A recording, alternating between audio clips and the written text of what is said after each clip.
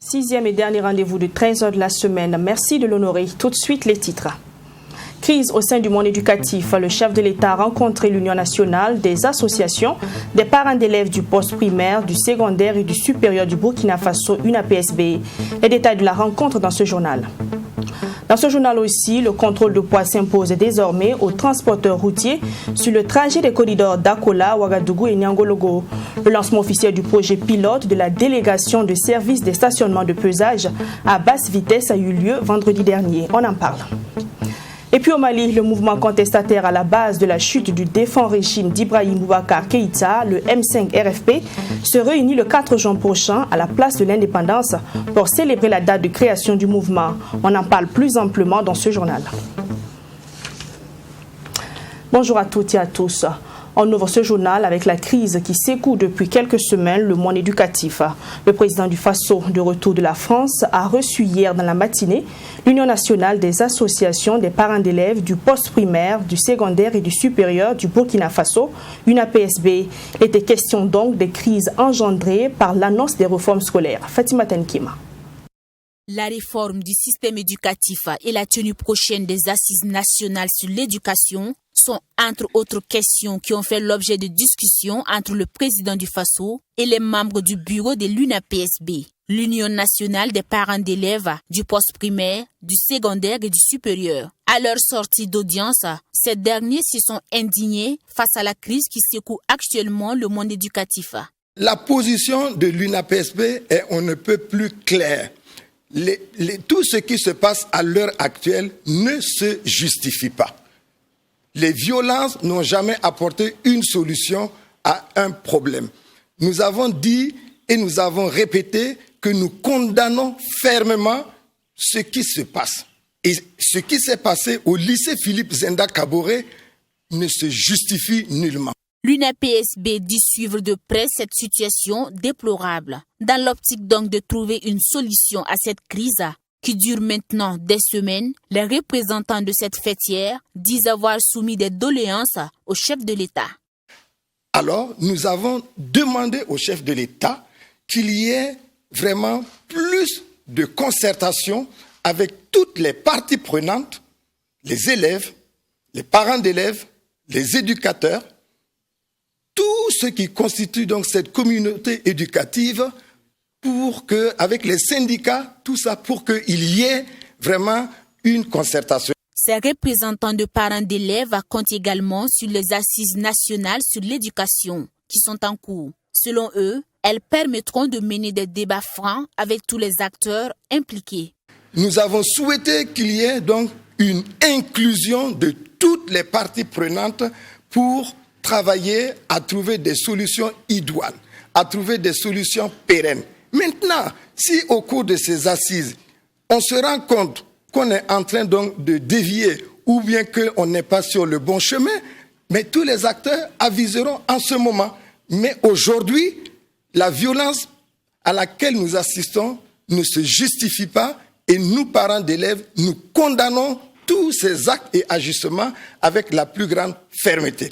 Cette audience a servi de cadre également au président de l'UNAPSB, Hector Ardan Ouedraogo, d'échanger avec le président du Faso sur sa prochaine investiture. Il sera investi le 28 mai prochain à Ouagadougou comme président de l'Internationale des parents d'élèves et d'étudiants. Et c'est une cinquantaine d'invités d'autres pays qui sont attendus.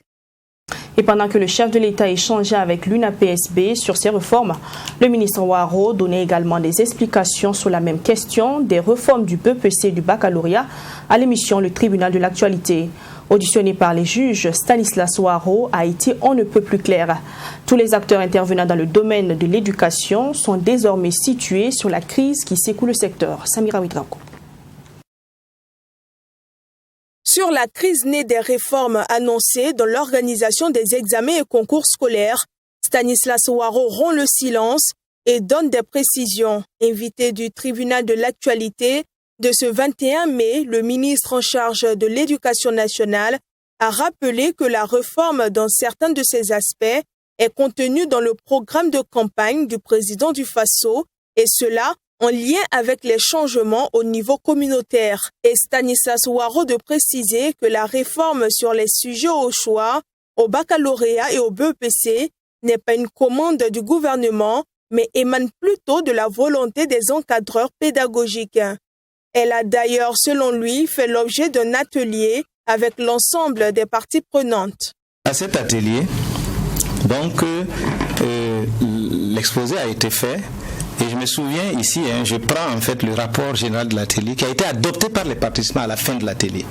Et je vais vous présenter des éléments à l'intérieur. Premier élément, qu'est-ce qui est dit? Après l'exposé du directeur général des examens et concours du secondaire, le directeur de l'office du baccalauréat, le professeur Somdouda Sawadogo, a remercié d'abord notre direction générale pour l'invitation et ensuite salué la tenue de cet atelier, en ce sens qu'à partir de 2025, l'UEMOA compte harmoniser l'organisation du baccalauréat dans la sous-région. À cet effet, l'épreuve unique pour toutes les matières a été retenue au niveau de l'UEMOA. À la suite de cela, donc, les participants ont été bien édifiés par la communication, suivi des échanges et adhèrent à l'administration d'une épreuve unique en SVT en histoire géo, même si le représentant de la FSINTER a tenu à émettre au nom de sa structure quelques réserves en se fondant sur la nécessité, pas de discuter avec des apprenants, sur la nécessité de sensibiliser les différents acteurs avant le changement envisagé. Quant aux craintes exprimées par certains membres de la communauté éducative sur une probable modification des conditions d'accès aux universités publiques, le ministre rassure, elles ne sont pas fondées. Il a par ailleurs dénoncé une tentative de manipulation et de désinformation sur la question. Il y en a même qui m'ont même dit quelque chose d'extrêmement grave, que le président a fait ça pour te piéger, pour te casser. J'ai dit, mais c'est incroyable. Et le président a pris des engagements. Il va être jugé sur un programme. Il sélectionne des personnes qu'il considère à même de l'aider à mettre en œuvre son programme. Et puis, il va les mettre des bâtons dans les roues pour que ça ne marche pas. J'ai dit à ces personnes-là, franchement, je ne souhaite plus entendre ça. Sur son refus d'accorder une audience aux structures syndicales des élèves, Stanislas Ouaro s'est voulu on ne peut plus clair. L'AESO n'a jamais demandé. Et je vais vous dire pourquoi l'AESO ne peut pas demander une audience. C'est par rapport à ce que je vous ai dit. En 2018, pendant l'année scolaire 2018-2019, le président de l'AESO, c'était Draman Sankara, qui est resté longtemps, que vous avez connu. Ils ont fait des manifestations et tout. Après, vers la fin de l'année, il m'a adressé une correspondante parce qu'il voulait organiser une activité. Il voulait une audience. Je lui ai dit, il n'y a pas de problème. On a besoin de votre récépissé. Le récépissé ne vient pas. Draman Sankara a dit à mon directeur de cabinet que le récépissé, malheureusement, qu'il y a un problème parce que le récépissé là est avec son adjoint qui est dans le coma. Quand ça m'a été rapporté, j'ai dit à mon directeur de cabinet, rappelle Draman Sankara et demande à Draman Sankara de nous dire où se trouve l'adjoint, dans quelle structure sanitaire il se trouve. On va aller le voir, on va accompagner et puis on attendra votre récépissé pour vous rencontrer. Il a disparu. Concernant le décès de l'élève survenu le 29 avril dernier à Kongoussi et les récents événements au lycée Philippe Zenda Kaboré, le ministre ajoute que des investigations sont en cours pour situer toutes les responsabilités. Tout autre chose dans ce journal, ouverture vendredi dernier à Ouagadougou de la 3e session du Forum des écoles et centres de formation professionnelle publique. Cette session qui a réuni l'ensemble des responsables des différents établissements de formation de l'État a été placée sous la présidence du ministre de la fonction publique, du travail et de la protection sociale, représenté par son secrétaire général, Sanata Seri. Ce forum se veut un cadre d'échange et de partage d'expériences entre responsables d'écoles et de centres de formation de l'État.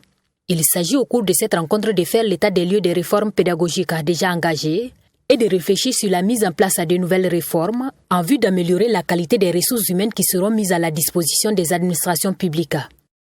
Cet atelier est un cadre de concertation entre les acteurs des écoles et centres de formation professionnelle. Comme vous le savez, ces écoles et centres de formation professionnelle sont les principaux pourvoyeurs des ressources humaines pour les structures de l'administration. C'est un cadre de concertation qui permet aux différents acteurs de faire des partages d'expériences et de faire des propositions de réformes en vue d'améliorer la qualité de l'offre de formation. Ce forum s'articulera sur 2 thématiques, à savoir la modalité de mise en œuvre de la formation civique et militaire et la réforme entreprise par l'École nationale d'administration et de magistrature, ENAMA.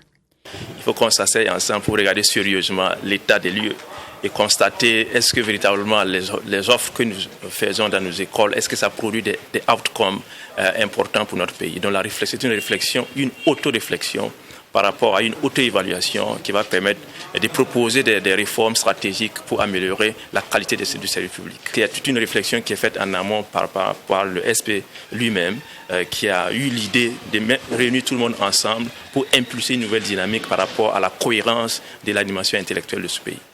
Les participants à ce 3e forum sont entre autres les directeurs des écoles et centres de formation, les présidents des conseils d'administration et des structures techniques du ministère en charge de la fonction publique. Il est attendu à l'issue de ce forum des propositions de réforme et des recommandations pertinentes à l'endroit des autorités. Double signature de convention le 21 mai dernier au ministère de l'économie et des finances. Il implique le gouvernement burkinabé et le gouvernement français d'une part, et d'une autre part le gouvernement burkinabé et l'Agence française de développement AFD. Il s'agit dans un premier temps de différer le paiement de la dette du Burkina Faso vis-à-vis de la France et dans un second temps de financer le développement local de la commune de Bobo-Dioulasso. Abdoulrahim Nienye. Le premier accord est signé entre l'État burkinabé et le gouvernement français et concerne un amendement sur le différé de la dette du Burkina Faso vis-à-vis de la France. Cet accord porte sur un montant de plus de 3 milliards de francs CFA dont le remboursement est reporté d'une année conformément à l'initiative du G20. Une initiative qui vise à retarder le paiement des dettes par les pays en développement pour leur permettre de faire face aux conséquences de la pandémie à Covid-19. L'épidémie de Covid a certes eu des conséquences sanitaires plus ou moins graves selon les pays, selon les régions, et elle a abouti à plonger un certain nombre de gens dans des difficultés terribles de pauvreté et d'absence de revenus, mais aussi les budgets des États en manque de ressources, et puis la croissance a diminué sensiblement. Et donc l'idée, c'est effectivement de compenser en quelque sorte ces conséquences économiques et sociales de l'épidémie de Covid en repoussant les échéances de dette dues par l'État burkinabé, en l'occurrence au Burkina Faso, à l'égard de la France et de l'Espagne aussi. Et donc on a effectivement apporté à la fois en 2020 et en 2021 un moratoire sur le paiement de la dette avec une année différée. Et les premiers paiements seront échelonnés à partir du 15 décembre de l'année prochaine, 2022, sur 5 ans, donc jusqu'en juin 2027. Le second accord signé avec l'AFD d'un montant de 11,81 milliards de francs CFA va au profit de la commune de Bobo-Dioulasso. Ce financement permettra à la commune de dynamiser l'économie locale. Il s'agit de la construction de marchés et de gares routières. Ensuite, je peux dire le potentiel financier et économique à Bobo est mal exploité, de sorte que les recettes que nous mobilisons sont peut-être au 2 dixièmes, sinon même dire au 1 dixième. Alors nous voulons organiser ces circuits-là et nous sommes sûrs que quand nous avons bien organisé les circuits financiers, ça permettra quand même de dégager des ressources propres pour la commune. Ça, c'est très important. Vous voyez dans le projet, on parle de réalisation de gares routières et de marchés. Donc nous pensons que ça va changer fondamentalement l'économie au niveau de Bobo-Dioulasso. Les acteurs du secteur des transports de la ville de Bobo-Dioulasso n'ont pas manqué d'exprimer leur satisfaction face à ce projet de développement. Pour eux, jusque-là, Bobo-Dioulasso ne disposait ni de gares routières, ni de marchés dignes d'une capitale économique. Dans le secteur des transports, les transporteurs routiers des corridors d'Akola, Ouagadougou, Niagologo vont désormais passer au pesage pour le contrôle de poids. Le ministre en charge des Transports a procédé à la cérémonie de lancement officiel du projet pilote de la délégation de services de stationnement de pesage à basse vitesse sur le tronçon en question. Une nouvelle infrastructure a été mise en place pour pallier aux surcharges des véhicules. Mamitria Nakamabo. Cette nouvelle infrastructure vient répondre au règlement 14 de l'Union économique et monétaire ouest-africaine, UEMOA. Ce règlement est relatif à l'harmonisation des normes et des procédures du contrôle du gabarit, du poids et de la charge de l'essieu des véhicules lourds de transport de marchandises dans les États membres de l'UEMOA. Au moment où les camions poids lourds sont de plus en plus nombreux, au moment où tous les Burkinabés constatent que les camions poids lourds sont en général surchargés dans nos villes, les recettes des stations de pesage baissent. Ça veut dire qu'il y a un problème. C'est un paradoxe. Et c'est ce paradoxe-là que le gouvernement veut, à travers cette réforme-là, essayer de résoudre. Ce n'est pas une privatisation de l'ONASER, mais c'est plutôt on met des privés pour pouvoir peser les camions qui passent. La construction de ce joyau vient pallier la problématique de la surcharge dans l'espace UEMOA. Un phénomène qui a des conséquences néfastes sur la sécurité routière, les véhicules, les infrastructures routières et l'économie du Burkina Faso. Je voudrais dire que déjà en termes de projection, nous pouvons nous réjouir de l'aboutissement de ce programme parce que ça va nous permettre non seulement d'être efficaces dans l'objectif dont nous recherchons qui est la préservation de notre réseau routier par les pesées exhaustives de l'ensemble des camions parce que le service va fonctionner H24. Également, le groupe qui va s'occuper de cette gestion est également fournisseur d'équipements. Donc, il n'y aura pas de rupture de pesée. La réalisation de ce poste de contrôle a été possible grâce à la coopération entre le gouvernement burkinabé et les partenaires privés du groupe Afrique Pesage Burkina à travers l'Office national de sécurité routière. La gestion sera assurée par cette entreprise privée. On va procéder comme on a l'habitude de procéder par la sensibilisation, par la formation des acteurs de la route, par les informations et essayer autant que possible de lutter contre la dégradation prématurée de nos routes. Longtemps demandée auprès de leur ministre de tutelle, cette infrastructure fait la fierté de la fêtière unique des transporteurs routiers du Burkina qui n'a pas manqué de saluer la clairvoyance du gouvernement. Un transporteur qui vient de Lomé ou qui vient du Ghana, il connaît son poids de départ. Quand vous connaissez votre poids de départ pour dire que vous êtes à jour et qu'à l'arrivée sur les équipements de l'ONASER, vous êtes en déphasage, donc il y a un grincement dedans. Donc aujourd'hui, avec l'arrivée d'Afrique Pesage, que nous avons l'habitude de prendre des services d'Afrique Pesage dans la sous-région, nous réjouit parce qu'ils sont expérimentés et nous pensons que l'équité va être à la hauteur de nos attentes et nous allons ensemble bannir la surcharge sur la route. Et pour cette phase pilote, 5 postes de pesage ont été mis en place pour une durée de 3 ans. Les recettes qui seront générées dans ces postes vont être reparties en 2. Selon le directeur général de l'ONASER, c'est un partenariat gagnant-gagnant. Okay. Vous vous en souvenez certainement, le 20 février dernier, le tribunal administratif de Ouagadougou rendait sa décision sur la révocation des 16 policiers de l'APNA, l'Alliance Police Nationale. La décision invitait le gouvernement à réintégrer les policiers. Mais ces policiers sont toujours dans la rue et bien d'autres dossiers sont aussi en attente. Qu'est-ce qui peut bien expliquer cela? Pour comprendre ces situations, Michael Tougri et Samira Ouedraogo ont rencontré l'agent judiciaire de l'État, Karfa Yanou. Ces explications dans ce reportage. À l'agent judiciaire de l'État, le dossier des policiers révoqués a été étudié et les orientations formulées pour leur réintégration. Malgré la décision du juge administratif en date de février 2020, l'État ne s'exécute pas. Lenteur administrative et une volonté politique de maintenir les policiers toujours au chômage. Selon Karfa Yanou, la décision du juge est exécutoire. En tout cas, juridiquement, on n'a aucun élément pour attendre. Nous avons fait ce travail et nous avons mis à la disposition de qui de droit. Il reste la décision à prendre. Maintenant, est-ce que c'est le processus pour décider du contraire de l'acte qui fait que ça tarde? Est-ce que c'est d'autres considérations? Je ne saurais vous le dire. Il dit qu'il y a urgence, il faut reprendre. Après, nous allons voir est-ce que la décision est légale ou pas. Nous, notre entité a fait ce qu'elle pouvait et la décision peut-être certainement se trouve à un autre niveau. Si pour les Burkinabés, l'État est connu pour perdre le plus souvent ses procès, pour Karfa Yanou, les chiffres démontrent le contraire. Selon lui, l'État gagne près de 70% de ses dossiers en justice. Il y a des dossiers emblématiques qui ont fait l'objet de procédures et dans lesquels l'État a perdu, mais strictement parlant et scientifiquement parlant, avec des données à l'appui, l'État gagne près de 70% de ses dossiers en justice. Cela ne peut pas venir effacer le fait que les plaignants retiennent que l'État perd dans la plupart de ces dossiers parce que, effectivement, dans la proportion des dossiers qui font l'objet de publicité, il y a une proportion importante dans lesquels l'État perd ses dossiers. Et qu'est-ce qui peut expliquer cela? Le premier aspect, c'est que le droit, ce n'est pas une science exacte. Je vous donne juste un exemple.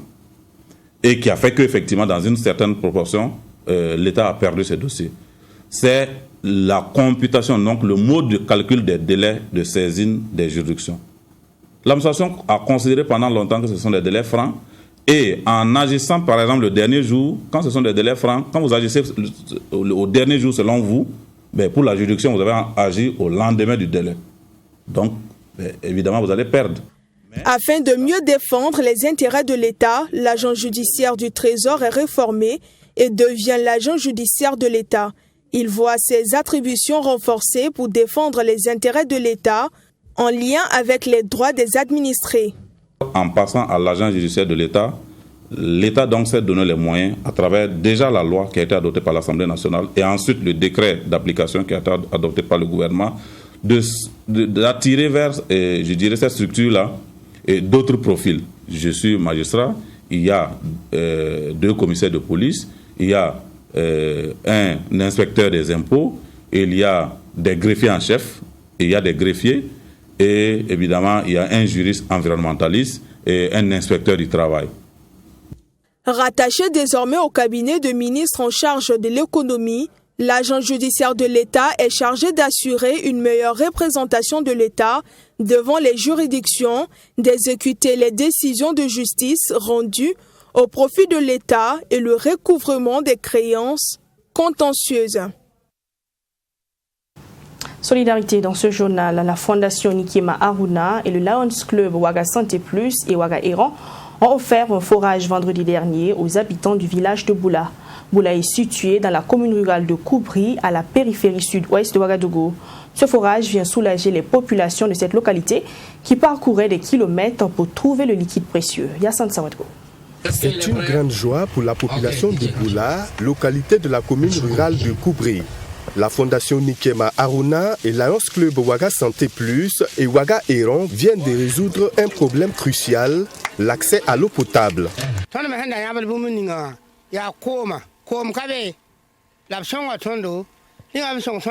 Avant, notre préoccupation majeure, c'était l'eau. Il n'y avait pas d'eau, mais aujourd'hui nous sommes contents parce qu'ils nous ont aidés. Nous ne pouvons que les remercier. Que Dieu les garde et les accompagne.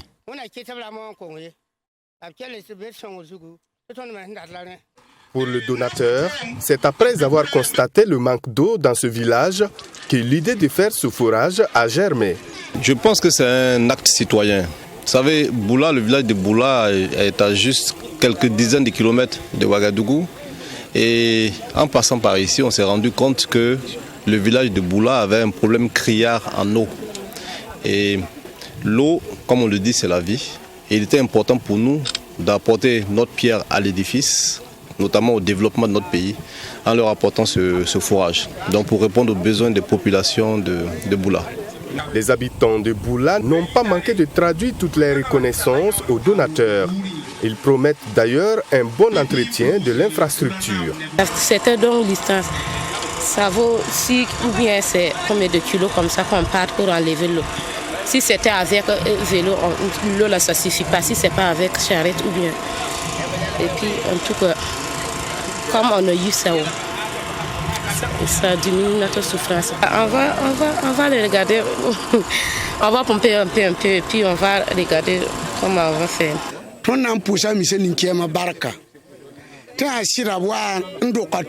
remercions M. Nikema parce qu'il nous a enlevé une épine au pied. C'était de notre devoir de faire un forage pour nos habitants.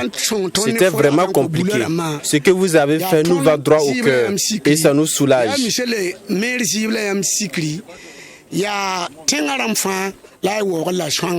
Notons que la Fondation Nikema Aruna et Lions Club Ouaga Santé et Ouaga Héron ne comptent pas s'arrêter en si bon chemin. En effet, les donateurs annoncent la construction d'infrastructures scolaires, toujours pour le bonheur de la population de la localité. Au Mali, le M5 RFP, à la base de la chute du régime de l'ancien président Ibrahim Boubacar Keïta, prévoit investir la place de l'indépendance le 4 juin prochain. Il s'agira de commémorer la date anniversaire de la création du mouvement le 5 juin 2020. C'est l'une des principales informations de la conférence de presse tenue par le M5 ce jeudi. Le M5 RFP se dit attendre toujours la décision de la section administrative de la Cour suprême du Mali sur l'annulation notamment du décret de désignation des membres du CNT. Correspondance de Brema Solo. Le mouvement de 5 juin n'y renonce pas. Le Conseil national de transition, qu'il le considère comme illégal, doit être dissous. Depuis le 25 janvier dernier, le M5 a saisi la Cour suprême. Maître Alpha Habib Kone, l'un des avocats du mouvement contestataire, fait le point. Le dossier est en bonne voie, tous les échanges d'écriture ont déjà eu lieu, donc nous attendons incessamment que la Cour enrôle ces dossiers pour qu'une décision soit rapidement rendue. À Bamako, la question qui se pose le plus en ce moment est de savoir si le M5 va participer au prochain gouvernement de transition. Deux positions s'affrontent au sein du mouvement. Jamil Bitar, un membre du comité stratégique du mouvement, se veut clair sur le sujet. Et la deuxième phase consistait, actualité l'oblige aujourd'hui, pour recadrer tout ce que nous voyons sur la scène aujourd'hui quant à l'entrée ou à la non-participation justement du M5 RFE au niveau du gouvernement. Le message a été clair, nous ne sommes pas demandeurs de poste, il faudrait que les Maliens comprennent. Le 4 juin prochain, la veille de la date anniversaire, le mouvement promet une forte mobilisation pour commémorer l'événement. Pour rappel, le mouvement de 5 juin a été à la pointe de la contestation qui a conduit à la chute du régime d'Ibrahim Boubacar Keïta le 18 août dernier. C'est la fin de ce journal. Merci de l'avoir suivi. On se retrouve très prochainement pour d'autres actualités. En attendant, bon week-end. Prenez soin de vous et prenez soin surtout de vos proches.